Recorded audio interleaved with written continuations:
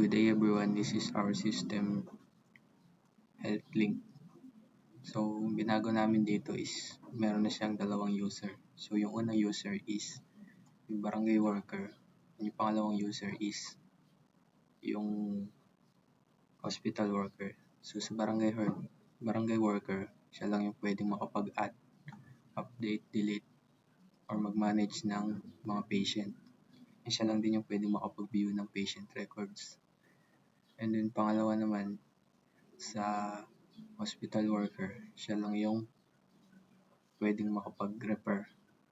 Siya lang din yung pwedeng makapag-accept ng mga refer or mag-manage ng mga referral. So dito, ang ilalagin muna natin ay yung sa barangay worker.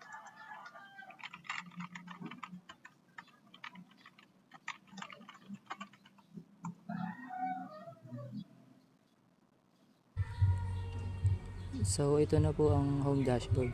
Makikita agad dito ang tatlong bilang, ilang pasyente, ilang referral at ilang pending. Quick overview lang para alam mo agad ang estado ng sistema. Sa baba naman may dalawang tiles tayo kasi barangay worker ang nakalagin. Patient records at patient management. I-click natin ang patient records. Dito makikita lahat ng pasyente. Pwede kang mag-search by name, contact o address. Pag na-double click mo ng isang row, maglo-load ang info niya para ma-edit. Pwede ding pindutin yung add or update options sa taas.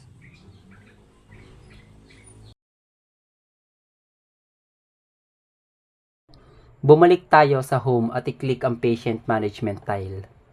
So, dito sa patient management, sa left side nandito yung form. At sa right side naman nandito yung table ng mga pasyente. Magdagdag tayo ng bago. Mag-input tayo ng first name, last name, address, at 11-digit contact number. Meron ding sex, civil status, at date of birth din. Pag napili na ang birthday, automatic na ang age na hindi na kailangan ito inputan para magkaroon. At meron ding itong emergency contact section para sa kung sino ang tatawagan pag may emergency. I-click ang add or update patient.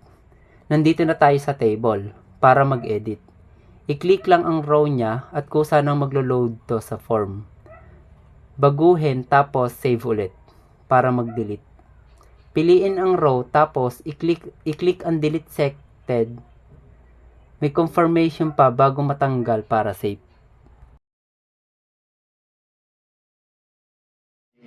So, para sa referral pictures, ito ay para sa hospital worker role. Doon sa home nila ay may dalawang tiles, referrals at referral records. Sa referrals, pwedeng gumawa ng bagong referral. Pipiliin ng pasyente ang hospital o facility, ang dahilan o diagnosis kung sino ang nag-refer, petsa at status. Yung status siya dito by default is pending muna bago i-accept doon sa referral records.